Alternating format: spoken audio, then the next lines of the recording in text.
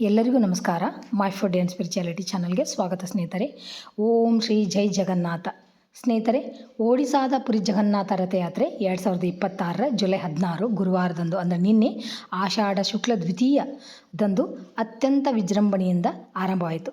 ಭಗವಾನ್ ಜಗನ್ನಾಥ, ಬಲಭದ್ರ ಮತ್ತು ದೇವಿ ಸುಭದ್ರೆಯರು ಭವ್ಯವಾದ ಮರದ ರಥಗಳ ಮೇಲೆ ತಮ್ಮ ಸೋದರತ್ತಿಯವರ ಮನೆಯಾದ ಗುಂಡೀಚಾ ದೇವಸ್ಥಾನದ ಕಡೆಗೆ ಪಯಣಿಸಿದರು. ಈ ಒಂದು ರಥಯಾತ್ರೆ ಜುಲೈ 24 ಇರ್ತೈತಿ ಸ್ನೇಹಿತರೆ. ಇಂಥ ಅದ್ಭುತವಾಗಿರೋ ದಿನದೊಳಗೆ ನಾವು ಶ್ರೀಕೃಷ್ಣ ಪರಮಾತ್ಮನ ಅವತಾರವಾಗಿರುವಂಥ ಜಗನ್ನಾಥ ಸ್ವಾಮಿಯ ಒಂದು ಆರಾಧನೆಗೋಸ್ಕರ ಒಂದು ಸಣ್ಣ ಮಂತ್ರವನ್ನು ಹೇಳ್ಕೊಡ್ತೀನಿ. ಸರ್ವ ಕಷ್ಟಗಳನ್ನು ದೂರ ಮಾಡುವಂಥ ಅದ್ಭುತವಾಗಿರುವಂಥ ಒಂದು ಮಂತ್ರ.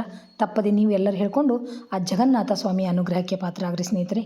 ಈ ವಿಡಿಯೋ ನಿಮ್ಗೆ ಇಷ್ಟ ಆದ್ರೆ ಲೈಕ್ ಮಾಡಿರಿ, ಶೇರ್ ಮಾಡಿರಿ ಮತ್ತು ಮೊದಲನೇ ಸಾರಿ ನನ್ನ ಚಾನಲ್ ನೋಡುವಂಥವರು ಸಬ್ಸ್ಕ್ರೈಬ್ ಮಾಡ್ಕೊರಿ ಅಂತ ಹೇಳ್ತಾ ಬರೀ ಬಹಳ ಅದ್ಭುತವಾಗಿರುವಂಥ ಒಂದು ಸ್ತೋತ್ರ ಮತ್ತು ಅದರ ಅರ್ಥವನ್ನು ಹೇಳ್ಕೊಡ್ತೀನಿ ಸ್ನೇಹಿತರೆ. ಶ್ರೀ ಜಗನ್ನಾಥ ಸ್ತೋತ್ರ.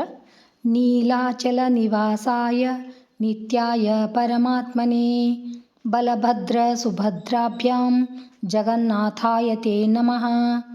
ಜಗದಾನಂದ ಕಂದಾಯ ಪ್ರಣತಾರ್ಥಹರಾಯ ಚ ನೀಲಾಚಲ ನಿವಾಸಾಯ ಜಗನ್ನಾಥಾಯ ತೇ ನಮಃ. ಈಗ ಇದರ ಒಂದು ಭಾವಾರ್ಥವನ್ನು ನೋಡೋಣ ಸ್ನೇಹಿತರೆ. ನೀಲ ಪರ್ವತದಲ್ಲಿ ಅಂದರೆ ಪುರಿಯಲ್ಲಿ ವಾಸಿಸುವ ನಿರಂತರನಾದ ಪರಮಾತ್ಮನೇ ನಿನಗೆ ನಮಸ್ಕಾರ.